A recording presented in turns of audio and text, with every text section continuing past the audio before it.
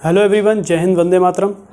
दोस्तों, आज का जो हमारा वीडियो है वो फ्रांस के कॉन्स्टिट्यूशन पे है। तो जितने लोग अभी बीए एमए का एग्ज़ाम देने वाले हैं और जिनके पास सब्जेक्ट पॉलिटिकल साइंस है, उसके लिए ये बहुत ज़्यादा इंपॉर्टेंट रहेगा। तो फ्रांस के कॉन्स्टिट्यूशन को बड़ी आसान भाषा में हम लोग समझेंगे, जिससे कि आप लोग एग्ज़ाम में अपने फ्रांस से अगर रिलेटेड कोई क्वेश्चन आता है उसके कॉन्स्टिट्यूशन से, तो आप उसको आसानी से लिख पाएँ। तो चलिए इस वीडियो को हम लोग शुरू करते हैं। और फ्रांस का कॉन्स्टिट्यूशन, जैसे कि यहाँ पे लिखा हुआ है कॉन्स्टिट्यूशन ऑफ फ्रांस, फ्रांस के संविधान के बारे में हम लोग आज कुछ बातें करेंगे जो एग्ज़ाम के पॉइंट ऑफ व्यू से बहुत इंपॉर्टेंट है और आपको अपने एग्ज़ाम में लिखकर आनी है। तो देखिए, अगर बात हम करें फ्रांस के कॉन्स्टिट्यूशन की, तो सबसे पहले ये जानते हैं कि फ्रांस का जो कॉन्स्टिट्यूशन है वो कैसा है। तो ध्यान रखिएगा, फ्रांस का जो कॉन्स्टिट्यूशन है, जो संविधान है, वो अर्ध अध्यक्षीय संविधान कहलाता है। कैसा कहलाता है? अर्ध अध्यक्षीय संविधान। ये सबसे इंपॉर्टेंट बात है और इसका मतलब क्या है वो आप समझिए। अर्ध अध्यक्षीय का मतलब कि फ्रांस में संसदीय शासन प्रणाली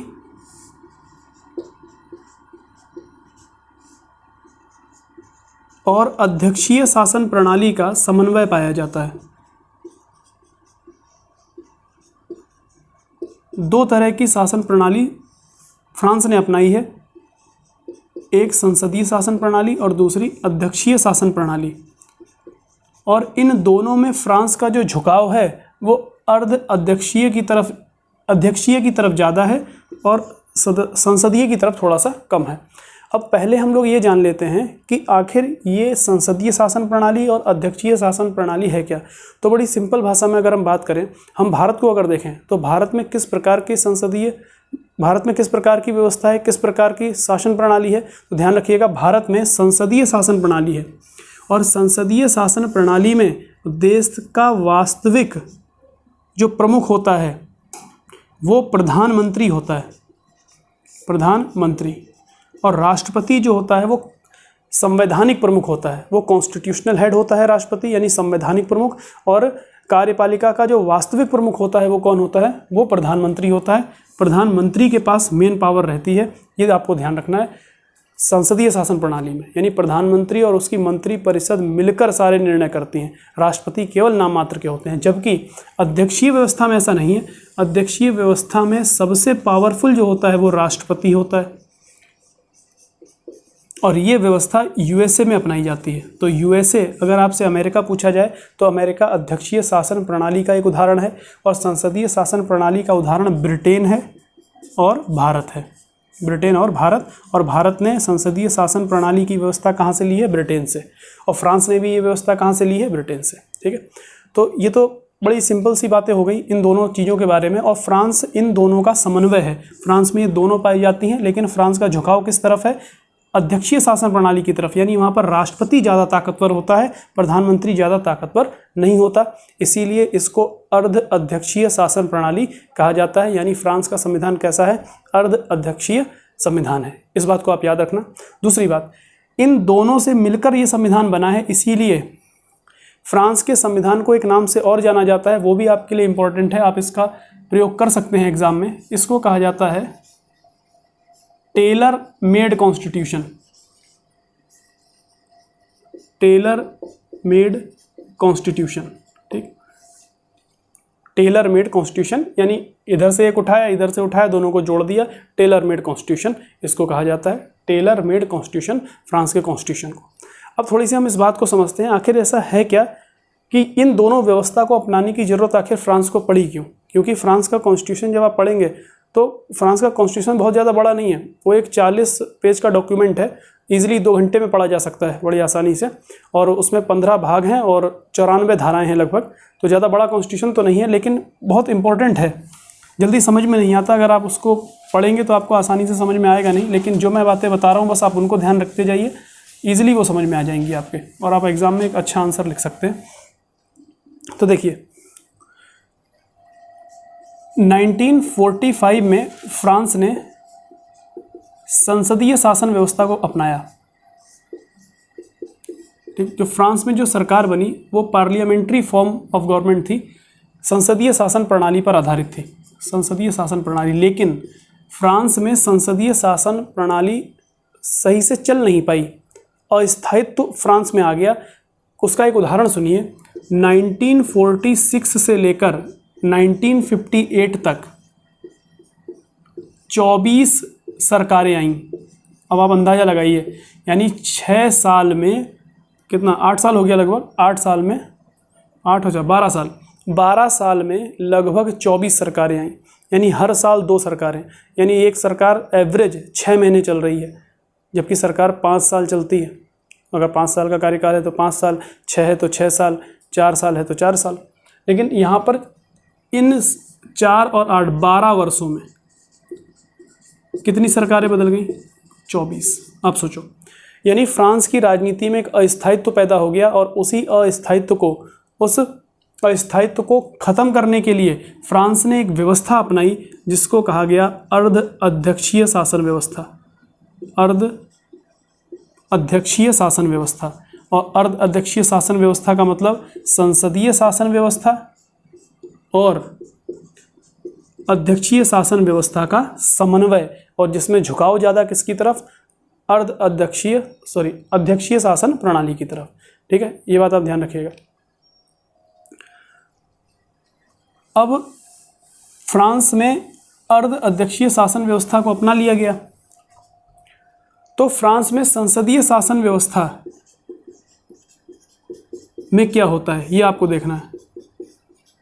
तो देखिए, संसदीय शासन प्रणाली में आखिर क्या चीज़ें हैं फ्रांस में, ये हम देखते हैं। देखिए, संसदीय शासन प्रणाली में एक प्रधानमंत्री होगा और उस प्रधानमंत्री की मंत्रिपरिषद होगी, और प्रधानमंत्री और मंत्रिपरिषद इन दोनों की नियुक्ति राष्ट्रपति करता है। कौन करेगा? राष्ट्रपति करेगा। एक बात ये हो गई, ठीक है। दूसरी बात, प्रधानमंत्री और मंत्रिपरिषद ये दोनों संसद के निम्न सदन या निचले सदन के प्रति उत्तरदायी होंगे। निचले सदन के प्रति उत्तरदायी होंगे। इनको आंसर देना किसको पड़ेगा? संसद के निचले सदन को। ठीक उसी तरह जैसे भारत में प्रधानमंत्री और मंत्रिपरिषद लोकसभा के प्रति उत्तरदायी होते हैं, क्योंकि लोकसभा संसद का निचला सदन है। ठीक, इस बात को याद रखिएगा। ये 2 बातें तो मुख्य हो गई।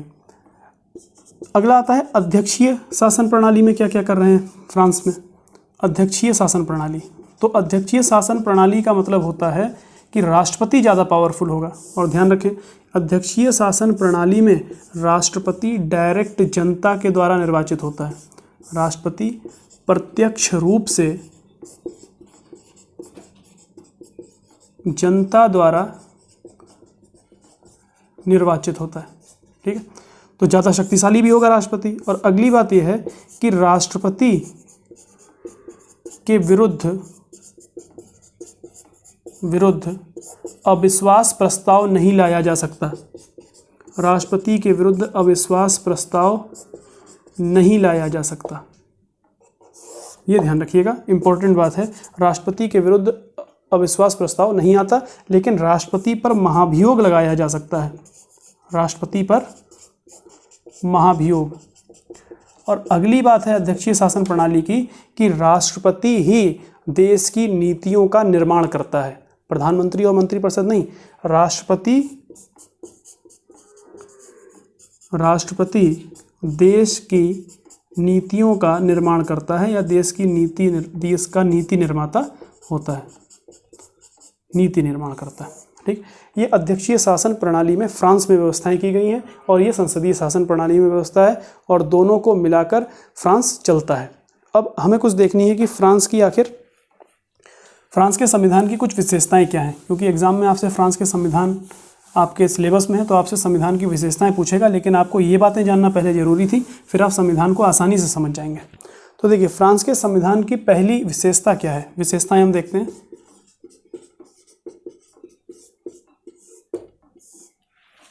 तो पहली विशेषता है, फ्रांस का संविधान निर्मित यानी निर्माण किया गया है, और लिखित संविधान है। लिखित संविधान, लिखा हुआ है, क्योंकि कुछ देशों के संविधान अलिखित भी होते हैं। जैसे उदाहरण के लिए ब्रिटेन अलिखित अनरिटन कॉन्स्टिट्यूशन है ब्रिटेन का। रिटन है किसका? भारत का, अमेरिका का, फ्रांस का, ये सब रिटन कॉन्स्टिट्यूशन है। लिखित संविधान, निर्मित और लिखित संविधान, ये फ्रांस के संविधान की पहली विशेषता है। और ध्यान रखिएगा क्या लिखा हुआ है, तो ध्यान रखिए फ्रांस के संविधान में प्रस्तावना है,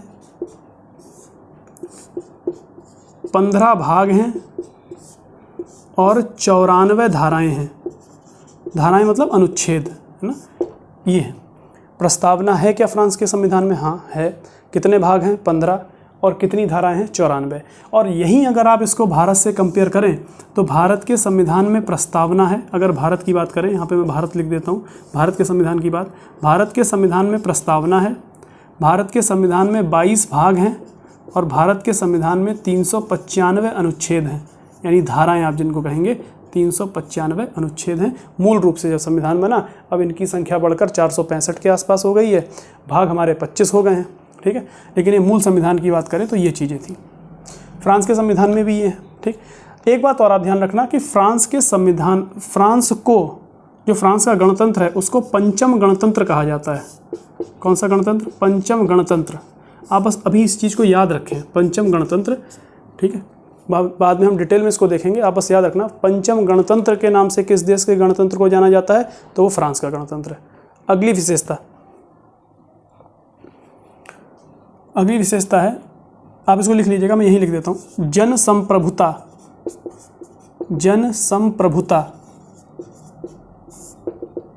यानी फ्रांस की जो संप्रभुता है, फ्रांस की संप्रभुता फ्रांस की जनता में निहित है। कहाँ पर है? फ्रांस की जनता में। जैसे भारत की संप्रभुता भारत की जनता में निहित है, ठीक है। उसी तरह फ्रांस की संप्रभुता फ्रांस की जनता में निहित है। संप्रभुता क्या होता है? देखिए, मैं कहूँ कि कोई व्यक्ति संप्रभु है, संप्रभु होने का मतलब होता है यदि वह व्यक्ति अपने निर्णय स्वयं लेने के लिए स्वतंत्र है, किसी बाहरी दबाव में अपने निर्णय नहीं लेता, वो व्यक्ति ही संप्रभु कहलाता है। उसी तरह ऐसा देश जो अपने निर्णय स्वयं करता है, किसी बाहरी ताकत के दबाव में या शक्तिशाली देश के दबाव में अपने निर्णय नहीं करता, वो देश क्या होता है? संप्रभु। जैसे भारत एक संप्रभु राष्ट्र है, उसी तरह से फ्रांस भी क्या है? संप्रभु। और इसकी संप्रभुता किस में निहित है? फ्रांस की जनता में निहित है। इस बात को आपको ध्यान रखना है। और इसकी जन संप्रभुता का उल्लेख कौन करता है? कौन सी धाराएं करती हैं? कौन सा अनुच्छेद करते हैं? तो धारा 2, 3 और 4। फ्रांस के संविधान की धारा 2, 3 और 4 में फ्रांस की जन संप्रभुता का उल्लेख है। इस बात को भी आपको याद रखना है और एग्जाम में लिख के भी आना है, ठीक है। अब इसमें जो धारा 2 है फ्रांस के अनुच्छेद की, धारा 2, अनुच्छेद 2 आप कह सकते हो, धारा 2, उसमें साफ साफ लिखा हुआ है। एक बार मैं इसको मिटा देता हूं।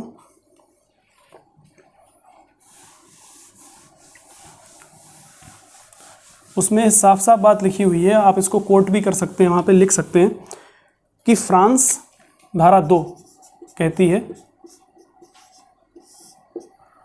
फ्रांस एक अविभाज्य, धर्मनिरपेक्ष, प्रजातांत्रिक और सामाजिक गणतंत्र है। सामाजिक गणतंत्र है, ठीक। ये धारा 2 में साफ लिखा हुआ है, यानी फ्रांस क्या है? Undivided, secular, democratic and socialist Republic. ये फ्रांस की धारा 2 कहती है। फ्रांस के अनुच्छेद 2 में इस बात को स्पष्ट किया गया है। ये भी इसकी एक विशेषता है, आप इसको भी बिल्कुल अच्छे से ध्यान रखें। अगली विशेषता है, तीसरी विशेषता है, फ्रांस का संविधान संसदीय शासन प्रणाली और अध्यक्षीय शासन प्रणाली का समन्वय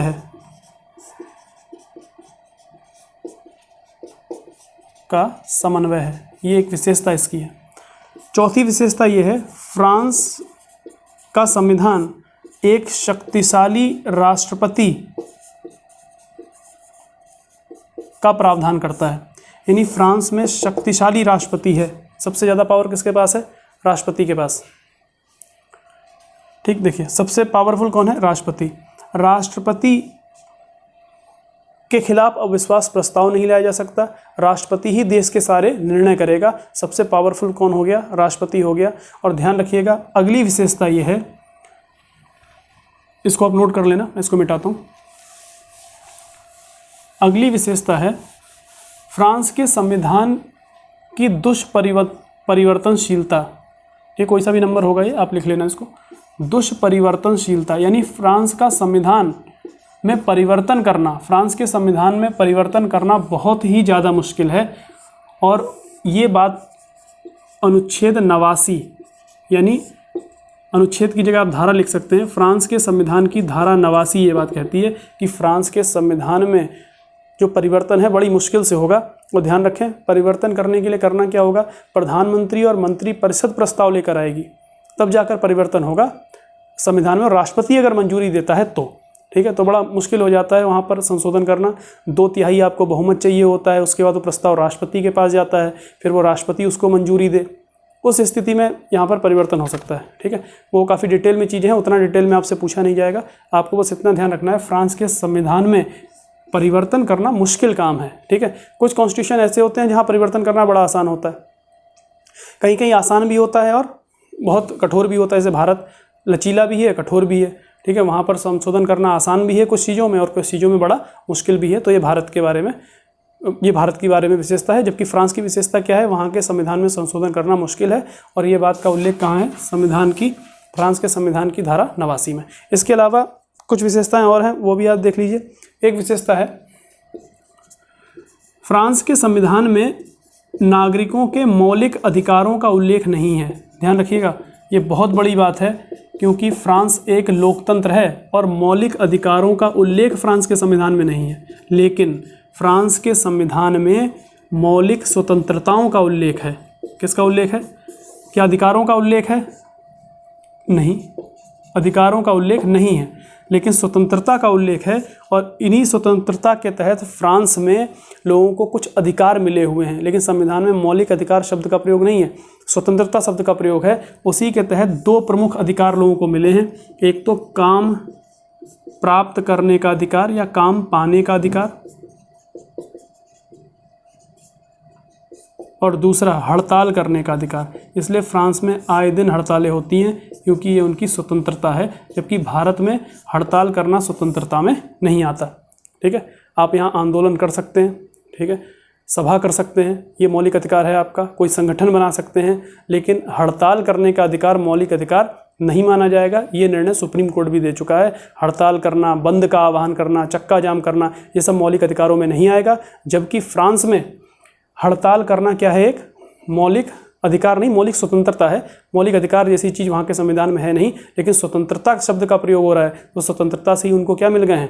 उनको स्वतंत्रता से ही अधिकार मिल गए हैं। ठीक है, तो फ्रांस के कॉन्स्टिट्यूशन में ये कुछ इंपॉर्टेंट बातें थी और आपको एक बार और ये वीडियो देखना है और उसके बाद कुछ जो इंपॉर्टेंट पॉइंट्स जो मैंने बोले आपको नोट करने हैं। और फ्रांस के कॉन्स्टिट्यूशन में आपसे जब सवाल पूछता है तो आप आराम से यही सब लिख के आइए, ईजिली आपके अच्छे नंबर आएंगे। ठीक है, चलिए, थैंक यू वेरी मच।